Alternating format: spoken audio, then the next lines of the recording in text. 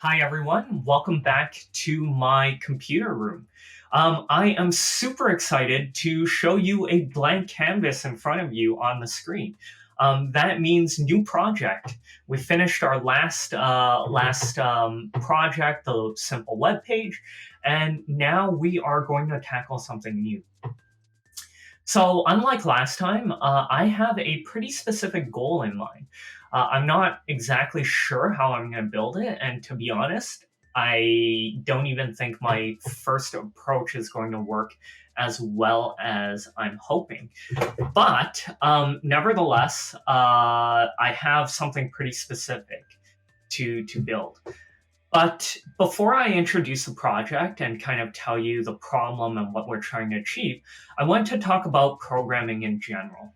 Don't worry, this isn't too long of a rant. What I want to say is that the project we're tackling today has two caveats. Two.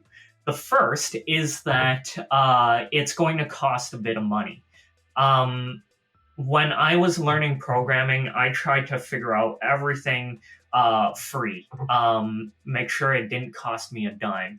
And that may have made sense a few years ago when I started. And even then, I don't really think it's true. But today, AWS, Azure, Google Cloud Store, Firebase, all of these services provided by major tech companies or smaller tech companies are so incredibly affordable.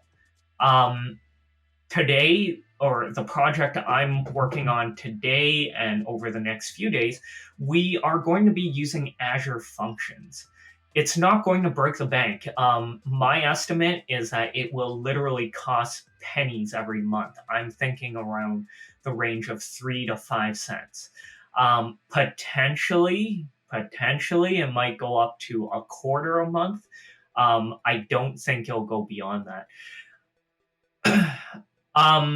It sucks. I know we all want things for free, but what I learned over the years is some of these services are well worth the pennies they're asking for. Other services are not. So when we get into the 20, 30, $100,000 range, yeah, you're building it for fun. It's not worth it. But for pennies or a couple dimes a month, the amount of time, the amount of energy you'll save is well worth it. So big caveat today is that this project, when properly uploaded and deployed, is going to cost upwards of 10-20 cents a month to run. The second caveat that I have is that this is a back end project today. This is not usually what a beginner tackles.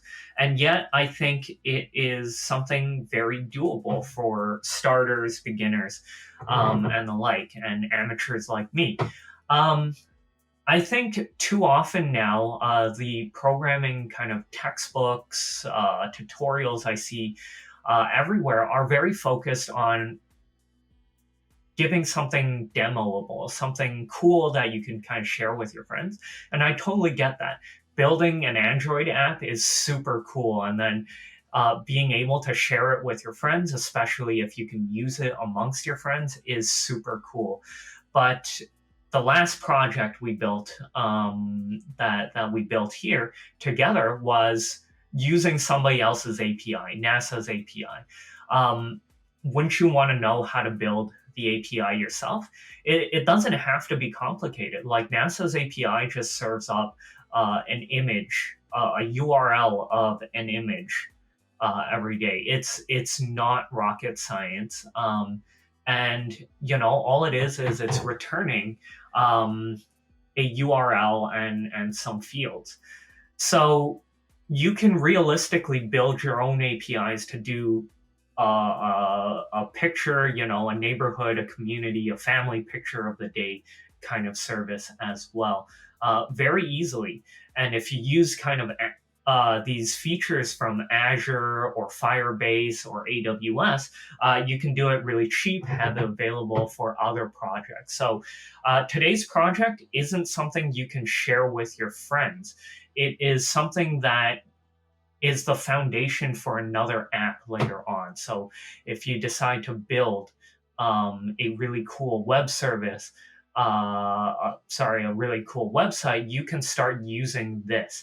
And so this is kind of a building block that you can start using in not just this, your next project, but you can use this as the basis of multiple projects.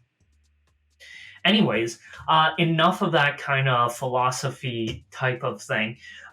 What we're really here for today is the project. So, what is our problem? Our problem is something called CORS. This is a feature built into most of our major, if not all of our major web browsers. So I'm thinking Chrome, Edge, Safari, Firefox.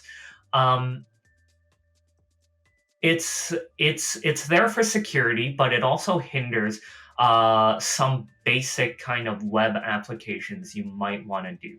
And so our project is to try and get around this issue. So what is CORS? The theory is pretty simple. Suppose I own a website called Anson.com. I don't actually own that domain. If you own that domain, give me a call. I might pay you not a lot, but something for it. Anyways, if you own Anson.com, you have your HTML file, let's say home.html file. That's your landing page, what you see right when you land on Anson.com. Embedded in that HTML file is a whole bunch of JavaScript code.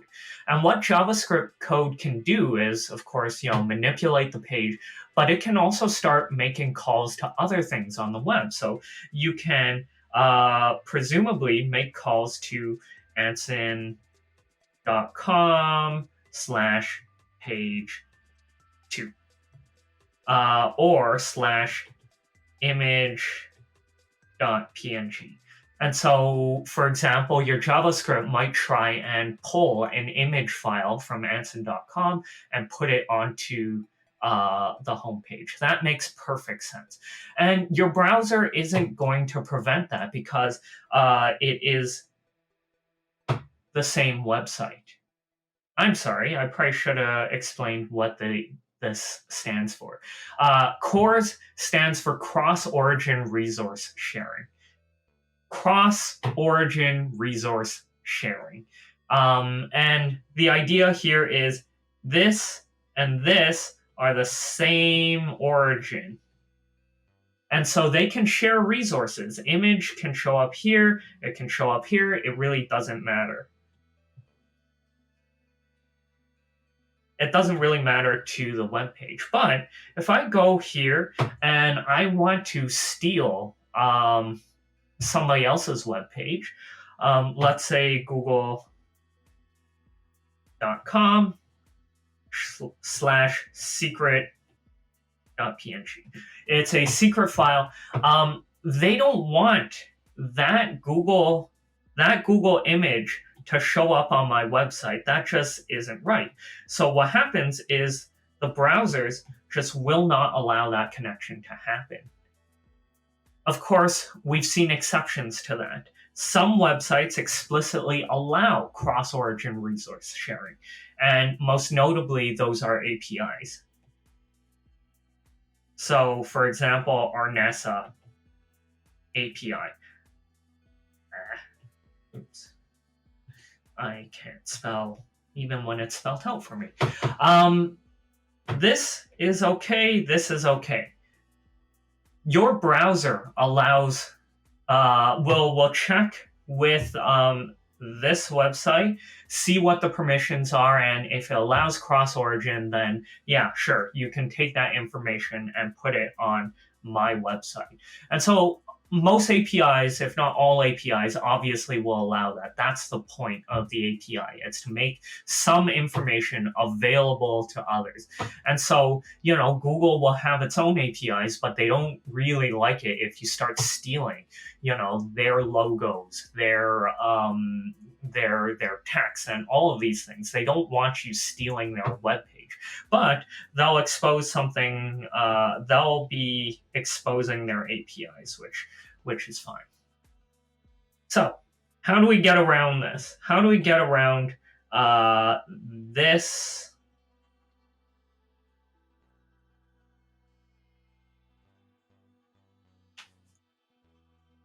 How do we get around this particular connection right here? That's the big question, and that's the project we're working on today. There are a few ways. Some web services, I can't remember which one off the top of my head. Maybe I'll take a look at it right now. There is a project called CORS Anywhere, and you will be able to find that on GitHub. What that does is it spoofs your header so that it looks like when you're making that request, it makes it look like that it's coming from Google.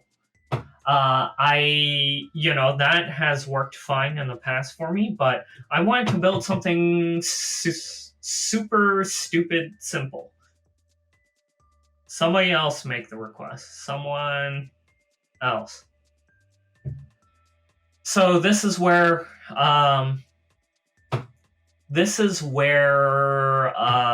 Azure comes in. So this method is going to go like this. I am going to go to JavaScript. I am going to go towards my own Anson API hosted on Azure. Okay, Azure will have its own kind of computer. Let's try the mouse here just because I want to. Azure has its own computer, and we are going to put in a browser in there. Chrome. And Chrome is going to make that call. And of course, that is a brand new call. It's not coming from anyone else's JavaScript file. It is just asking Azure to go on that website, take a look at what's there. It's going to pass that right back. And then I'm going to pass that information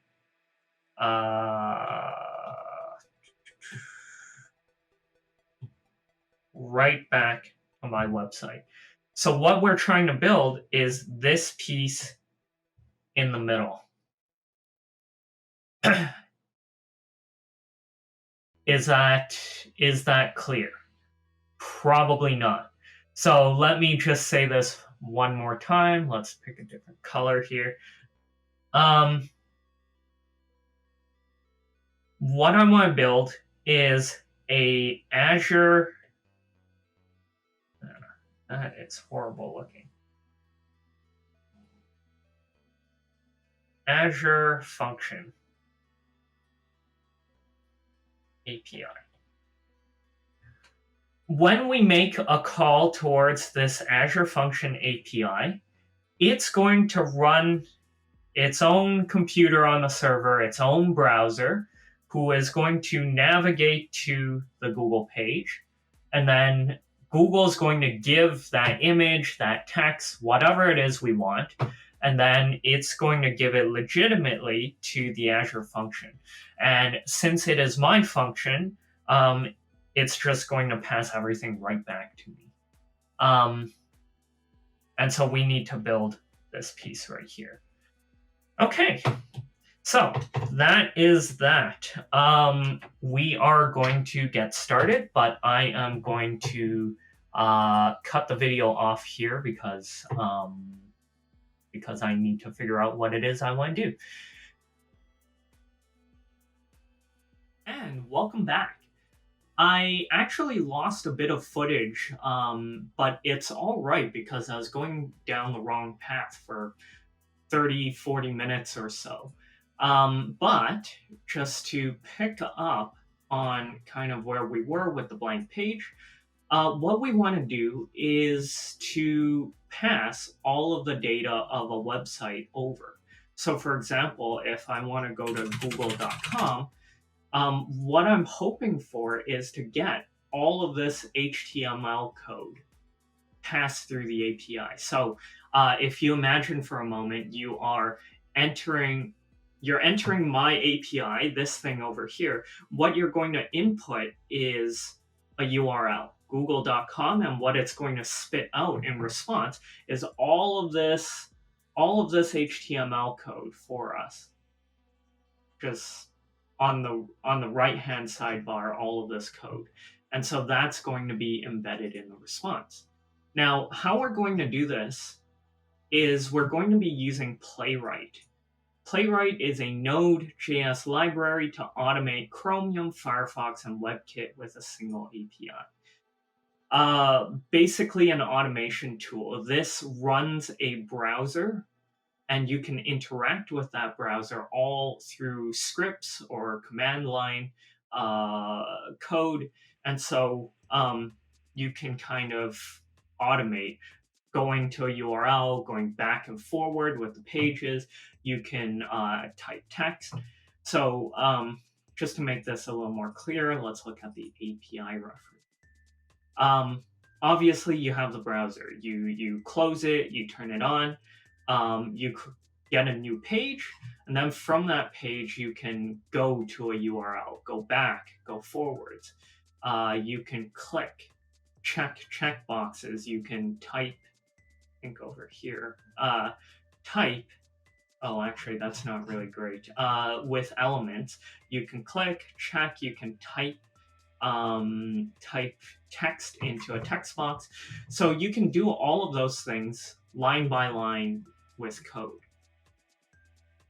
What we're interested in actually is this function, page.content. Gets the full HTML contents of the page, including the doc type. So it should be extremely simple. If we were doing this locally and we're doing nothing with, we have nothing to do with AWS or Azure or whatever I'm using, on my local machine, all I'm going to do is open the browser, get a new page, go to the URL, and return page.content. So it's probably, 5 to 10 lines of code and very simple. The challenge is actually uploading it to Azure Functions. So I want to talk about the wrong path I went down for a little while. I am much more comfortable with Python than with Node.js. So it turns out there is over here. There is Playwright for Python. So you can write it in Python. It does all the same things. In fact, it tells you to use the API documentation of the Node.js version. So I was hoping to push this into an Azure function. Now, here's where the problem is. The real challenge with running Playwright on a cloud platform is that the cloud platform runs Linux. It runs a minimized, customized version of Linux. So not everything is readily available. Even plain Playwright has had difficulties because you don't have the full Linux, you don't have all the dependencies to run an actual browser. Now, I got excited about this project because some articles and I was reading this one in particular by Anthony Chu, was saying that it's now possible to run Chromium on the Linux consumption plan. That it's able to run the web browser on Linux, that the dependencies are covered. You should note that he mentions headless Chromium. Headless means that the web browser doesn't run with a UI. So when we think web browsers, we think exactly this. You have tabs, you have kind of what you're looking at, the control, command bar, all of these pieces. But headless Chromium is all in code. Somewhere in the back, you get the HTML. No one is looking at the visual elements of the site. It is all code. Your interactions is all code. So that's limitation 1. Limitation 2 is that he mentions on consumption plan. Now, consumption plan is Azure's free or very cheap plan. Ideally, you want to run this for small projects. Now, if you were running, 1,000 commands an hour, you probably don't want the consumption plan. But for me, I just want to use it for the occasional project. I don't want to pay 10, 20, 30 bucks a month to get this running. So I think this might be worthwhile to look at the pricing. Azure Functions pricing calculator.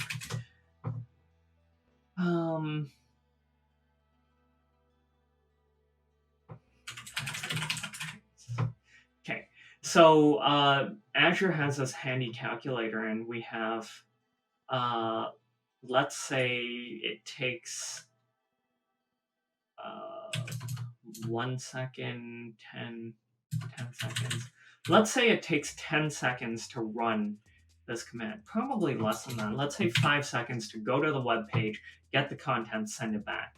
And we're only going to use this 15 times a month. It's basically free. Let's make this 150. Oh, it's cheaper than I thought. Okay. Generally speaking, it might go into the pennies. I was expecting.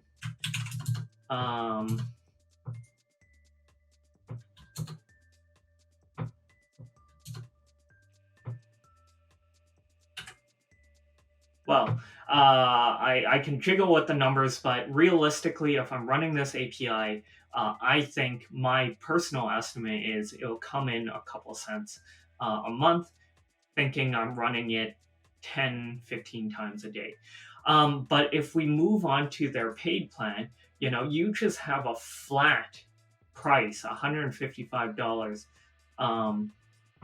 We don't need an additional one, but $155 a month. It's pricey. You can kind of choose cheaper options a little bit. I don't see a lot of customizations, but it's going to cost you a lot more than the consumption plan. But the problem is the consumption plan runs an even more slimmed down version of Linux. And it makes it harder and harder to do these things. Now, where I was going with this was I was hoping that, just like for Node.js, that we might be able to run it on Python with the consumption plan. It turns out you can't. And I was doing research and I came across this where, for whatever reason, Laurent here has mentioned that on a consumption plan, you can update pip and install all of your dependencies correctly. It's kind of odd that he mentions using, on a consumption plan, you can't use Kudu extensions, but his solution is to use Kudu. So I jiggled around with some existing functions I did, and I simply could not follow these instructions until I used one of my paid functions. And it went brilliantly. It went very simple, but that's not what we're trying to achieve. So, long story short, I'm going straight back to this tutorial, and I'm just gonna I'm just gonna do it in Node.js instead. So nothing wrong with that. I would like to be a little more inventive than to follow somebody else's tutorial, but this hasn't been fleshed out 100% either. So let's get straight to work. When you want to start a new function, I like using Visual Studio Code, but you can actually do it right from the console, from Azure console. Uh, if you're doing a very simple task, that's actually probably the easiest way to go. But I'm assuming that you'll be a little more inventive than I am.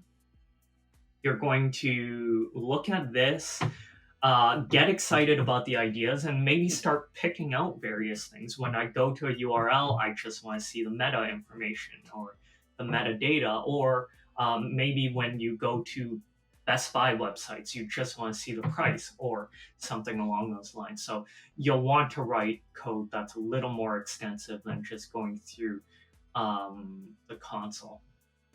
Anyways, the first thing you need is, of course, Visual Studio Code. They have extensions, and what you'll need is both Azure Account and Azure Functions to do this. It's usually really simple to install an extension. You just go to this handy section here for extensions. You type in what you need, and for us, it's already installed here, but you would just click install, restart Visual Studio Code, and you are good to go. Once you do, you get this new option here, Azure.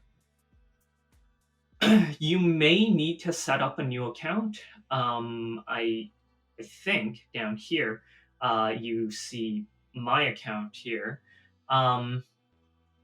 You'd log in. You might need to do a bit of setting up. Most Azure accounts come now with a whole bunch of free kind of options for you to test out, free services, and even a credit balance, I think of 200 or 250 bucks. I have long ran past that free subscription, so I started a new tab here. So Azure Subscription 1 used to be kind of my free package that I put a credit card to and started using. I just started this pay-as-you-go one for this these videos. So what you want to do is create a new project. Okay. Ignore that. I will be moving certain things off screen from time to time because, of course, I'm using a live account. I'll need to type in passwords and such. So right now, all I'm doing is going on my own personal computer and creating a new folder for this. So I'm calling it Playwright Azure Functions API. This time, we are going to be using JavaScript for the Node.js. And once you've selected that, they give you a bunch of templates. These are really, really helpful. And it's good to know what's out there because you may want to use it in the future. So we're going to be using the HTTP trigger. What that means is you go to a URL that Azure will provide, and it will start running this function. You go to that URL, you might have to pass in some variables, but then it'll start running. There are a whole bunch of other options here. Timer trigger is another really useful one. So you can set it so that this function runs every 60 minutes, every 24 hours, every 2 days, whatever you want it to set. These other ones, of course, connect to Azure services. And I don't know what all of these are, but for example, blob storage or Cosmos DB are kind of their storage and database options. And what these triggers do is allow you to keep tabs on your storage. So for example, under blob storage, you can set a function so that it runs this these lines of code every time you have a new file come into your storage or a new record in your database. And you can imagine that's really helpful for all sorts of projects. Every time you put in a new video file into your storage, you want to summarize, what it is and send it to your administrator. That is, very simple. Or for me, the last time I was interested in the blob storage, I've been storing kind of CSV, so think kind of Excel files on my storage. You want to allow yourself to keep tabs of that. So it runs once a day, timer trigger, to do all of these calculations, put it into my storage as readable files, and then every time my blob storage got updated, I sent out an email to myself to say, hey, this is what ran. These are the changes to the file compared to the last one. So very useful. Here again, that was a long tangent, but we're using HTTP trigger. You can call it what you want, but I'm just going to call it HTML contents. Authorization level, again, very straightforward. Do you want only admins to be able to use it? Some sort of other function to determine whether they can execute this? For now, I'm just going to make this open to everyone, so anonymous. Going to open in the current window, and it's created a template for us. So you'll see kind of the basic code, and this is all done locally for now. You have tools to run it locally. So if we start debugging, it'll execute. What is happening? Incompatible node version. I either have a node version that is too recent or too late. I will worry about that later. But normally you would get this link and you would be able to open the link.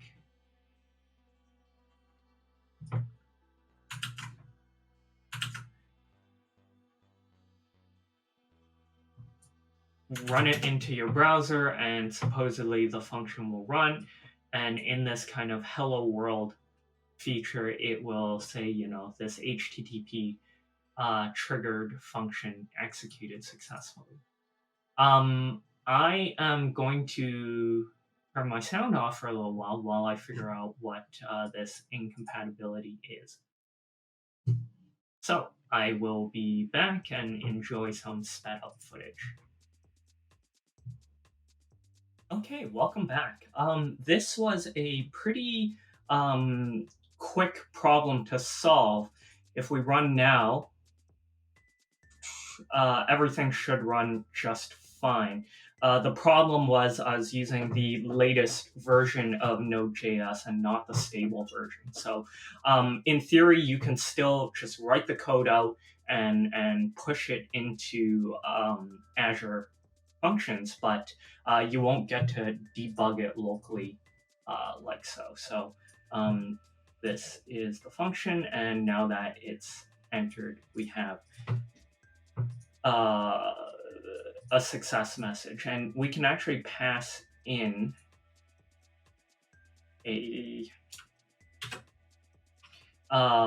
can pass in parameters. So name. Hello, Anson. This HTTP triggered function executed successfully. So all it took was the right version of Node.js. So I will stop and continue again.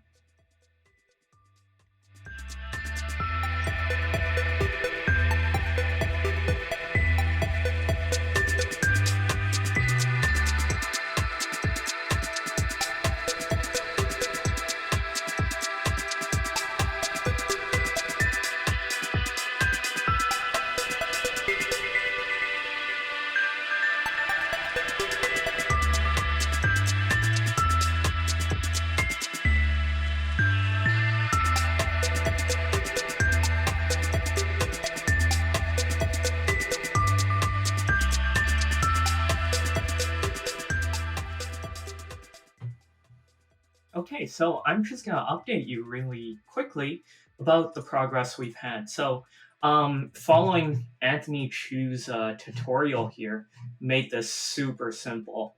Um, the important thing to note, just grab my board here, um, is to have Playwright installed. So what Anthony Chu has noted is that Playwright Chromium installs the Chrome version Chrome browser already. So unlike when we're looking at the Python version, that didn't come with a browser pre-installed. It just came with Playwright, plain old Playwright. So we want this Chromium build. Of course, if you want, you can move to Firefox or WebKit, but basically this will have a browser pre-installed for you. What is really interesting also is that he makes a note here that we should be using Playwright 1.30. It seems like Playwright 1.40 doesn't work properly, so keep that in mind as well. So it's great that somebody has already figured that out for us. So how we do this, how we install it, is we just open up this package JSON file and include Playwright Chromium as a dependency. It's nice and simple. What that means is every time you run the Azure Functions API, it'll either install the dependency or it will have it cached somewhere. Alternatively, and I think what Anthony Chu has done is actually run the install command instead. So he would, he actually ran the npm install playwright chromium command instead. That might be better, that might be worse. I'm just more used to the Python version where you would list all the dependencies and let the system take care of it itself. In terms of our actual code, it couldn't be more simple. So first of all, you import the package here, Playwright Chromium. It's required. So what happens is when the URL is called, it runs this module exports async function, or rather this async function. And there is, of course, the context. Usually that's all of your browser information and some of the context of your request. And the request itself, that's usually where the parameters are. So if you want to pass in variables like the name, in this case, we have a URL variable. I have left the URL or the context log here so that we have something in our terminal. But this request.query.url is how you would access that request function and get the URL parameter. And so in the next line here, we have the option. We either have request.query.url, or if nothing is passed, we'll just pass on Google. And then the next few lines are the dead simple ones. We launch Chromium, we open a new page, we go to the URL that you passed in, we grab the content, we close the browser, and finally we return the content. So the response is, of course, the contents that we pulled out, but it's also really important that we change the header so that it's a plain text response. You might have seen me struggle a little bit because I was doing text/HTML, which returned the web page minus a few glitches here and there because of cross resources. But with plain text, you get the HTML look. So let's clear that off, and let me show you how that looks. First of all, let's just cut this out. If we go to the page itself, it just goes straight to Google, and we get Google, despite a very simple starting web page, has a lot of code in it. So this is what you would see when you get to the Google page. Now, if we paste a response, and of course there are more elegant ways of doing this if you use Postman or properly call it rather than just on the address bar. But here we pass the URL and we want the YouTube website. Takes a second to run it through, and then we have the HTML code, looking much cleaner than the Google page. But again, very, very lengthy. I don't think anyone would understand all of this easily. So this is just very short lines of code, and the next steps is going to be putting it up on Azure Cloud. But all of this is running great locally, and hopefully it continues running great online.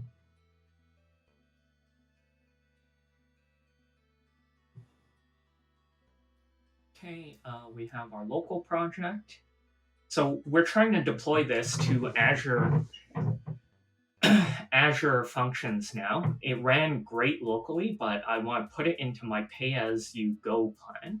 And so what we do, we had create new project, we had create function. I am going to just put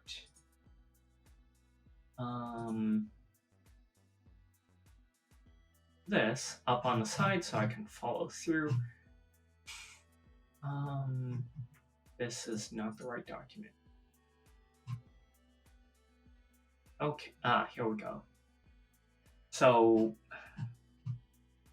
we have here, we sign into Azure, we publish it with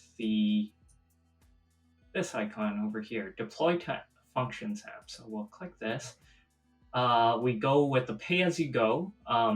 Any subscription would work, obviously, but I'm using this. You want opt-in for the advanced option. You don't want to create new functions in Azure. So let me just highlight this. You want the advanced version, because the advanced version is where you can do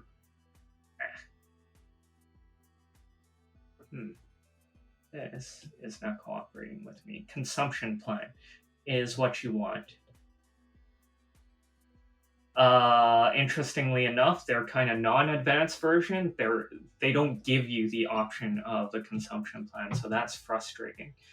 And I've done it far too many times where I uploaded this and then I got cancel out, delete all of it, and then re-upload it again. So let's create a new name for it. What do I call it? Playwright Azure Functions API. And we are going to use Node.js 12, Linux, consumption plan. I'm sorry, I'm going to move this off screen, but I got to create a new resource group. What that is like a subsection of your subscription. So, for example, if you have one subscription for multiple apps, you want to create a resource group so that all of this one project falls in that resource group. There could be a storage account. I don't think that matters right now, but we will also call it Playwright Azure Functions API storage. For the moment, it's probably just going to store like console logs and very minimal storage, but potentially, you might want to store all of these or all of the contents. You may want to put it into a text file, store it in your storage. But yeah, just decide on a name relevant. What did I do here? I think.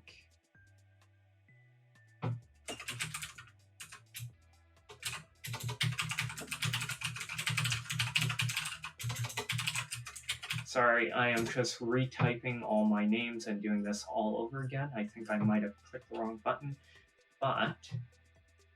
Oh, I'm sorry. I shouldn't have typed a new name. I needed to create a resource group. Playwright Azure Functions API storage.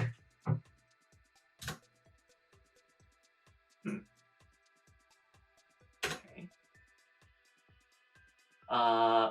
You can create application insights, but again, I think you have additional expenses. I am sure that this will work 100% perfectly. No, I just don't think it's worthwhile, so I'll skip for now. Let's go US West, and it's going to start building that out. So I am going to move this off screen again. You guys can take a look here, follow through kind of the tutorial as well.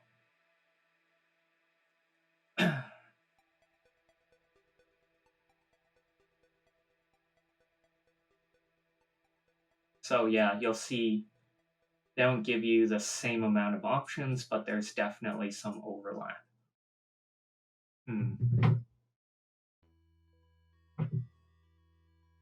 Almost done.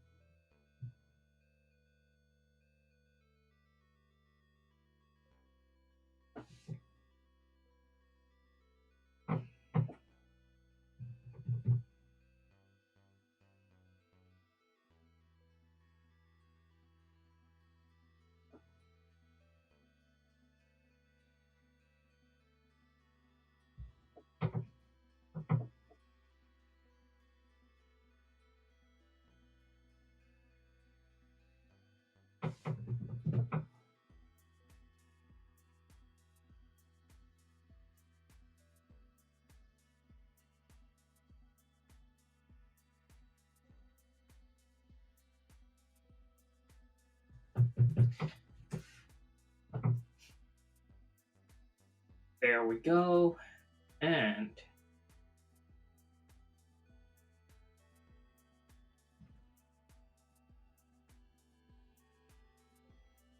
we have a website. It's still deploying. I am going to keep this the same for now, but as kind of next steps, you can actually duplicate this folder, rename it to something else. So instead of HTML contents, we might have HTML screenshots as another kind of endpoint you might want. So over here, we go to Playwright Azure Functions API.azurewebsites.net/API/HTML, and whatever your name is, /random API if you want, random endpoint. And you can fiddle around with this and create kind of a suite of features. So one that would return the contents of the page, one that would return screenshots of the page. Basically have a whole bunch of endpoints that would be potentially useful to your future project. But let's take a look.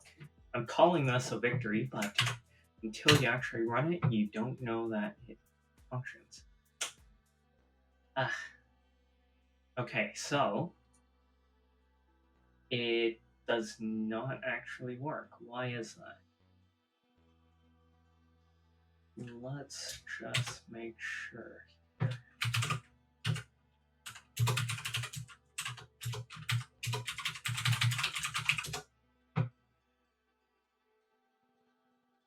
Network error.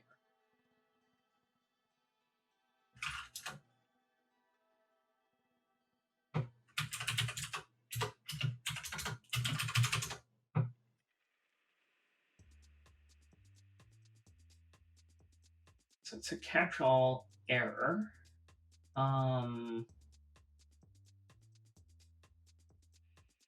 So post-deploy, it ran npm install. Thinking triggers.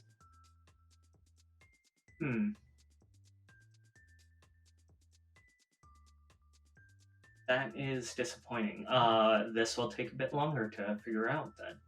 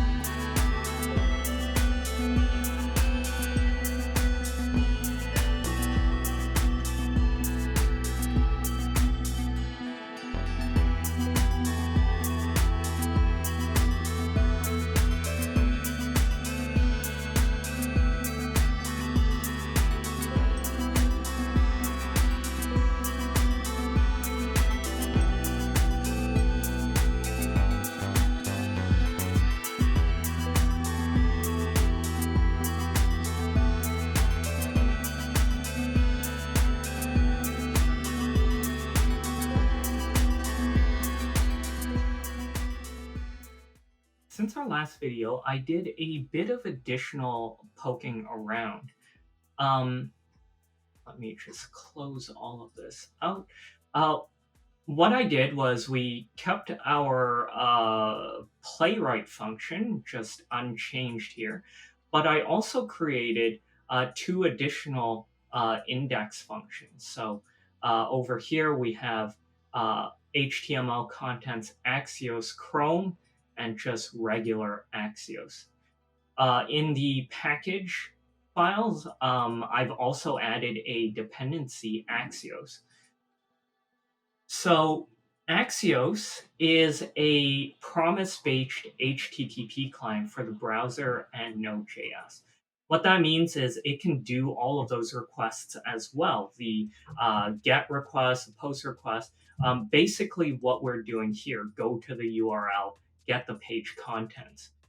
The reason why I've done it this way is because I was not at all happy with the speed that Playwright worked. So let me just go here.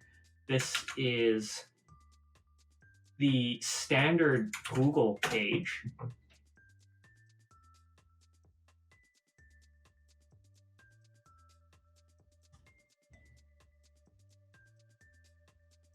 Okay, this is taking a bit. I was thinking on the order of 5 or 6 seconds, but we're clocking in at like 15 seconds now. So it's taking quite some time to run. It does what I want it to do, and you have all of this long text, but it's slow. Now, if we go with the Axios one,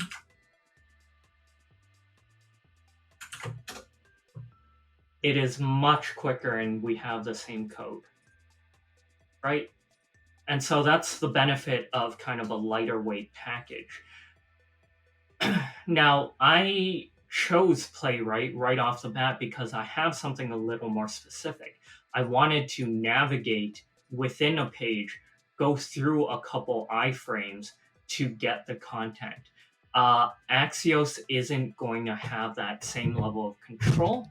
After all, Playwright basically encapsulates a browser and runs it all the way through, whereas Axios is just fetching data back and forth. You don't have that control of, I want to go into that button, go into that pop-up and that frame and selectively choose. So ultimately, I'm going to be using Playwright, but if we're doing this exactly as I specified at the start, Axios makes a lot of sense. Now, I'm going to do a quick code walkthrough here. There's not a whole lot of lines. Over here, we basically import Axios into the JavaScript file, and then we have this single function.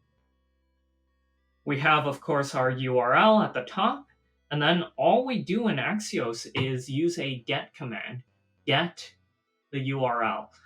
If you were doing some other kind of request, you can do axios.post or whatever, and you can pass in parameters here, but all we're doing is going to the URL. And once we get the response, we want the body of the response, and then, of course, we put it as text plain. Now, I do have another variant of Axios approach, and this second one, all I've done is add a header to it. And I'll show you what the problem is in a moment, but if we were doing plain Axios, the page looks nothing like what we get from Playwright. And you gotta think about how this works. Playwright runs, in this case, Chromium.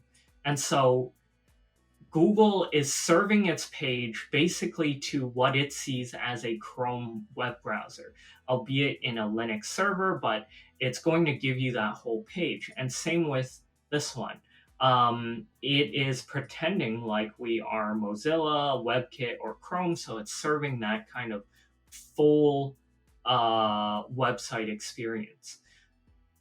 If you were on a mobile site, they might serve something smaller. They might change the format of the site a little bit, basically template it differently. And when you have no header, they assume you're making these calls with something quite lightweight. So if we go back to this function, this one is without any headers. And look at that. It is a much shorter web page than if we had a header. There's just so much more content there. And so if you were just trying to get the content of it, you don't need Playwright. You can go into Axios. The other piece I wanted to walk through is all of the extra kind of things we've changed in the settings to make this work. So first of all, in VS Code, in the VS Code folder, we have added this line, SEM do build during deployment. Now, the real problem here is that Playwright requires the Chrome browser. When you deploy that package, it downloads a Chrome browser. But what you'll see, if we look here, it's that the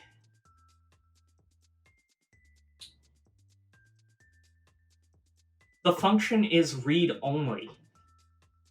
You can't download files into your Azure Functions without a bunch of settings. And the other problem is that you can't download outside specified areas. So Node modules is fine, but you don't get access to the rest of the Linux machine. You can't go put it in desktop, for example, or downloads folder, or wherever you want to download it. So the settings are there so that you are downloading Chrome right into this Node modules folder. And so if we open this up into Playwright Chromium, let's go here first. The application settings. This is where we set the browser path. We set it to 0, Playwright browser path. And now the local browser is right here. And so you'll see Chromium, you'll see Chrome Linux. Okay, so this is what it's launching over here. All of the Chrome browser files are right here in local browser instead of being stored, say, in app data or some other kind of local store shared between all of the programs in your Linux box. So it is isolated to the folders of this function. It's downloading it right here locally. The other reason why we did that do build during deployment is I am developing on a Windows machine.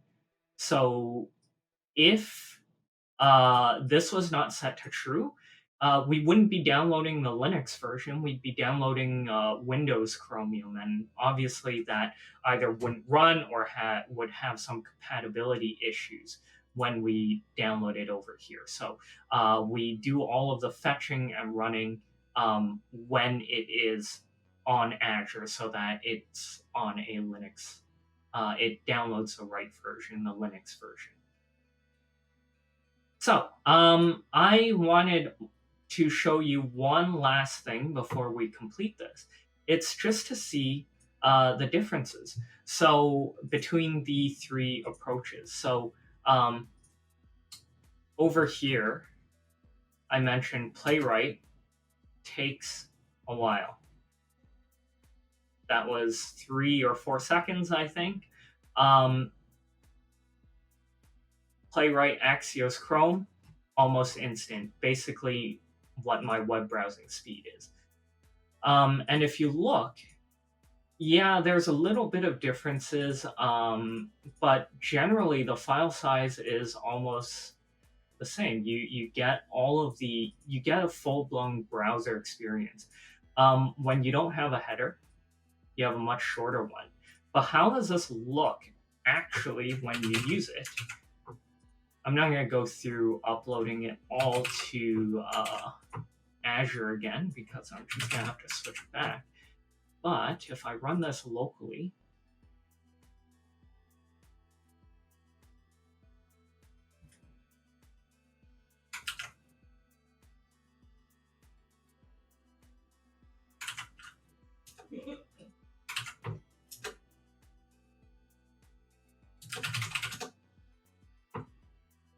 you see how this version without the header is quite stripped down.